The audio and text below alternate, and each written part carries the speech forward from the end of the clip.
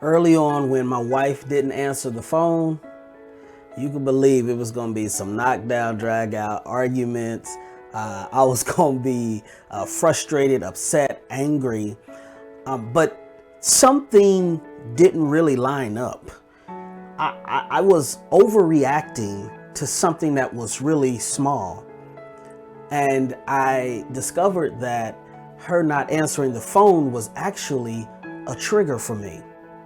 It was a trigger because I was in a relationship in the past and that person had cheated on me. And whenever I tried to call that person during that time, they wouldn't answer. And so I never forget, my wife and I, Robin, had literally just come back from our honeymoon in Hawaii. We get back to the house. She's like, hey, I gotta go grocery shopping. I'm like, all right, cool. And so I wanted her to get me something. And so I was calling her to tell her, oh, don't forget to pick me up this thing. And she wouldn't answer. I called again. She didn't answer. All of a sudden, my mind started going all kinds of places. My imagination was going all kinds of places. And I'm like, I can't believe her. What? We done got back and she done went to go see somebody. Now she can't answer my phone call. And so I done created this whole fantasy and story about why she didn't answer the phone and what was going on. And so when I finally meet her, I'm like, I can't believe you ain't answering your phone. Who would you go see? And I'm going off and she kind of sits there for a minute. She was like, look, I'm not the person who cheated on you. I need you to understand that you gotta trust me. And I remember then I was like, man, what is going on?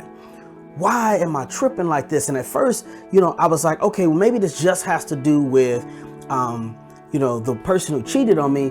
But I recognized this had to do with some insecurity and me not having this ability to trust people.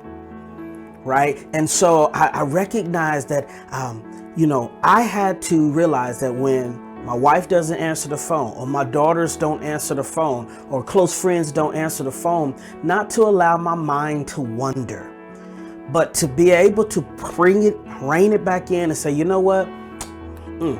They're not able to answer right now. It's okay. And don't put a story on it. They're not able to answer, period. And what I had to do was free myself and say, hey, you trust them. You trust your wife. You trust your daughters. It's okay. They're good. They love you. Right. And I had to literally convince myself of that because I was driving myself crazy. It wasn't other people. It wasn't my wife. It wasn't my daughter. No, it was me. And I had to let go of this idea that I could control everything. And the way I was trying to control myself from not getting hurt again was that if they answered, I felt like I was in control, and I felt like that I wouldn't get hurt. And when they didn't answer, I felt like I was out of control. And I don't know who this is for, but you've been trying to control the people you're in relationship with. Therefore, you don't get hurt again. You're trying to prevent yourself from getting hurt again. And so you don't trust, you smother them, you hold them to these unrealistic expectations. And the truth of the matter is, it's not them, it's you. And that if you're with them, you got to learn to trust them. If you're with them, you got to give them the opportunity to show you that they love you and they care about you. I don't know who this is for. Maybe you've got some triggers. Maybe you got some things that literally has caused you to become a different person when you're in relationship with someone.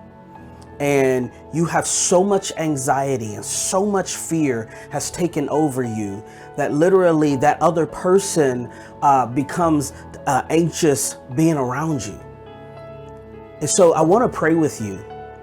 If that is you, is if you've experienced so much trauma of abandonment, of rejection, of people losing or walking away from you, and you're losing all these people, and you're doing everything you can to try to control the entire relationship, it is time to let go of the reins. I want to pray with you that perhaps, Lord, this person who is watching right now, God, they are consumed with the spirit of fear.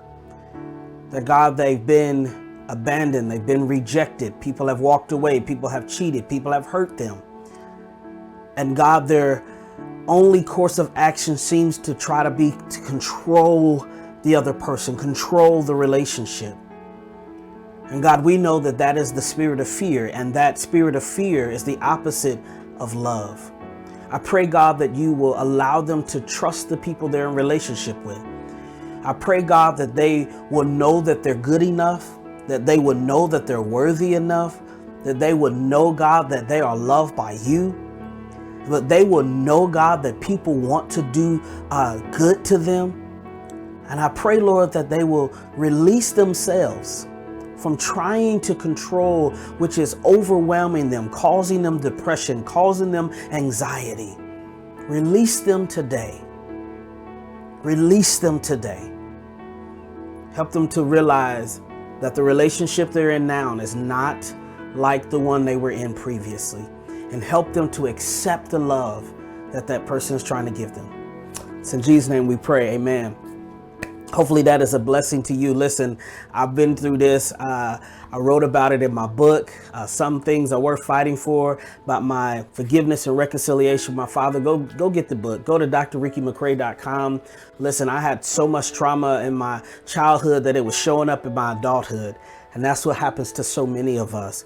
So I want you to be blessed. I want you to be the best version of yourselves. I want you to have relationships that are healthy, that are meaningful, that are supportive, that you give each other space, and that you trust that person.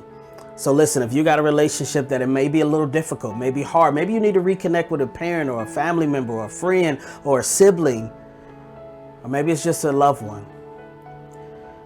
Maybe you shouldn't give up on it. Why? Because there's some things worth fighting for. God bless you.